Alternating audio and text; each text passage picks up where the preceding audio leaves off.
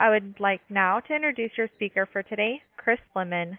Chrys Lemon is a partner in McIntyre and Lemon PLLC in Washington, D.C.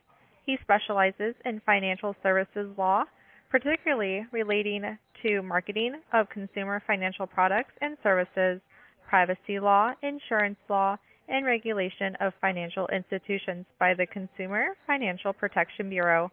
From 1980 to 1986, Mr. Lemon was an instructor pilot in the United States Air Force. From 1986 to 1988, he worked as an analyst in the Office of the Secretary of Defense. Chrys, welcome to the program. We are now ready to begin. Good day, everyone. We'll focus today on New York's cybersecurity regulations. These came out in March of this year, and the agenda is to first of all look at why these regulations came out, what their impact is, and then spend some time on focusing on who's covered and who's not covered, or who is covered to some extent. There's different types of exemptions with respect to covered entities.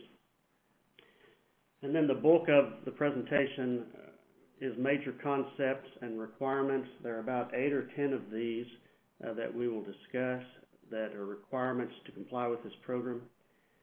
And then there's a transition timetable that's pretty important as we go through about the next 2 years.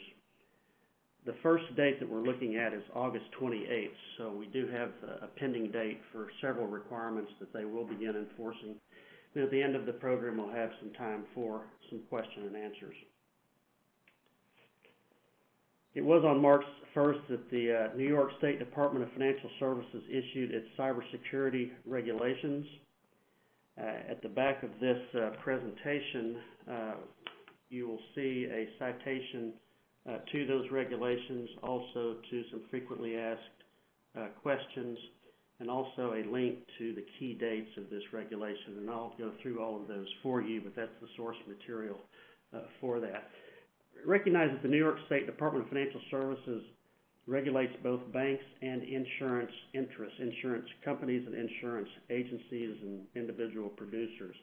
That's unusual. Most states, they differentiate between the two departments, but for this case, they're combined, and so any entity that's regulated by that department, either from an insurance or a banking perspective, would have to comply with these regulations unless they're exempt or partially exempt. They do cover a very wide range of financial institutions and entities, and the basic requirement is that a covered entity has to assess its cybersecurity needs, perform a risk assessment, and maintain a cybersecurity program that's designed to address those risks.